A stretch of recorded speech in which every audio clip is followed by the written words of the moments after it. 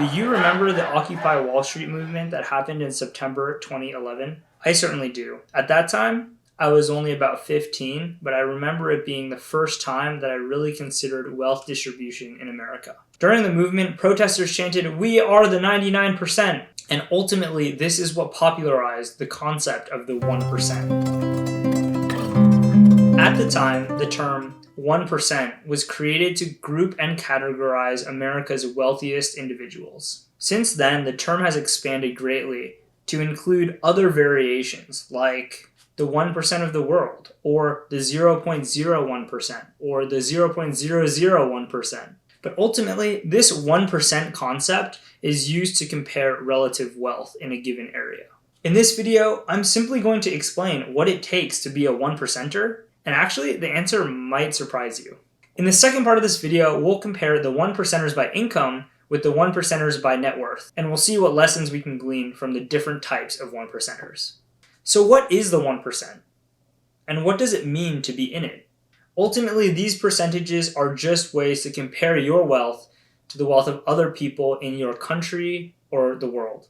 There are traditionally two ways to calculate your percentage. The first is by income, and the second is by net worth. I personally think that net worth is a better indicator of financial success than income because it's subject to fewer fluctuations from year to year. For instance, consider a recently retired person. Even though by income they may no longer be in the 1%, they could have saved enough money to still be in the 1% by net worth. And to me, that's a more important factor. From a practical standpoint, being in the 1% means that you are wealthier than 99% of people in America or in your country or whatever region we're talking about. So when you're in the 1% and you're walking down the street, only 1 out of every 100 people you walk by are wealthier than you are. That's pretty uncommon. So now let's get into the nitty-gritty details. What percentage are you? So there's this great tool. I'll put the link down below in the description. And while you're down there, you might as well subscribe so you can learn about wealth and how to build it. Thank you. I appreciate you. So this tool is great for determining the thresholds for wealth percentages by net worth and income in the United States. I'm not affiliated with this site at all in any way, but I just stumbled across their site while doing research for this video, and I thought that it was sort of the best site that allows you to explore the data. And speaking of which, the data is from the United States Census Bureau's annual survey that was released in September 2021. You can find the links in the description down there as well. If you hover over this chart, you can see the thresholds for individual income. So how much do you need to make to be in the 1% in the United States? You need to make at least $357,355 to be in the top 1% of Americans by income.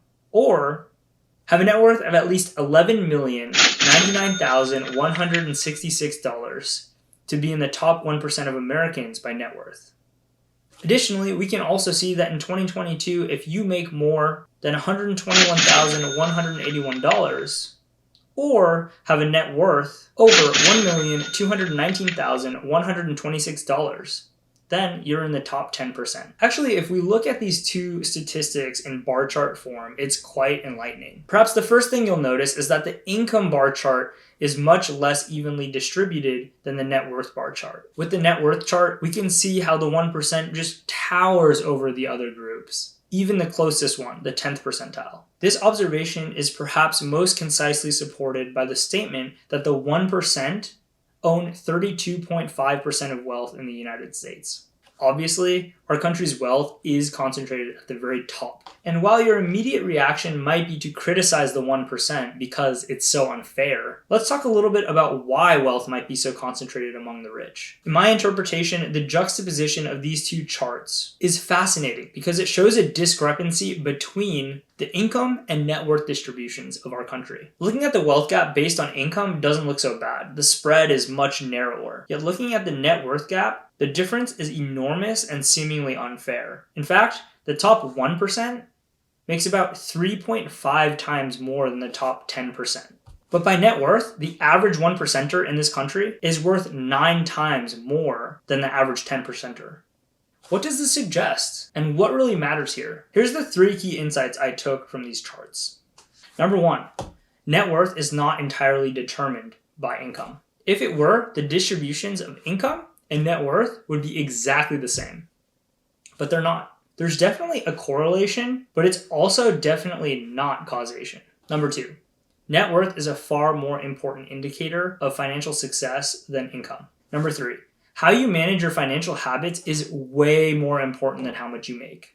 The average 1%er is worth about 30 times their annual salary, whereas the average 10%er is worth about 10 times their annual salary. But compare that to the lower 25th of America, who make $23,000 a year and have a net worth of around $13,000. Their net worth to income ratio is almost half. If you want to become rich, you'll have to make a lot of money at some point, but you're bound to lose it if you don't learn the habits that will help you maintain and grow your net worth. As a practice, try to make your net worth to income ratio as high as possible. As we noticed, the higher up on the spectrum we go of wealth, typically the higher the percentage of net worth to income. And now you could say, if you decrease your income, then it increases the ratio.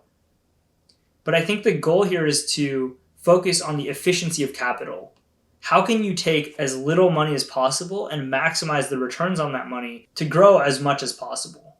Because that's way more impressive, is taking $1 and turning that dollar into $100 versus taking that $1 and turning it into $0.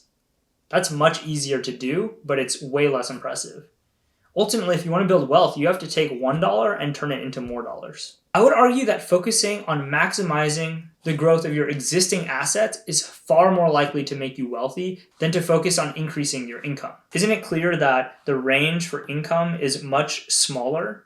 So in the very best case scenario, you're making $500,000 a year, which is a lot. But when you're thinking about trying to target this upper range of net worth at over $11 million or so, the faster you can achieve that, the higher your effective income. You're no longer only making $500,000 a year. But if you build your net worth to $11 million in 5 years, that effectively means that your income was over $2 million a year. That's pretty good. Another reason that we might see this discrepancy between income distribution and net worth distribution is that the more money you have, the easier it is to save and invest. There's some minimum spending threshold that you need to survive.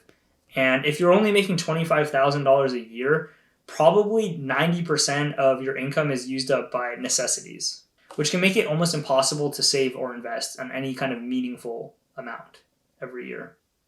In other words, if you make only $25,000 a year, it's super easy to spend like 90 to 95% of your income on things that you absolutely cannot budge on. You do not have the means to save or invest. But comparably, it's incredibly easy to live off of even 40 to 50% of your income if you're making $130,000 a year. That means you could save or invest like 60 to 70 grand a year. That's a huge difference than the person who can barely scrape by, and probably explains a big reason why there's such a large discrepancy between the income chart and the net worth chart.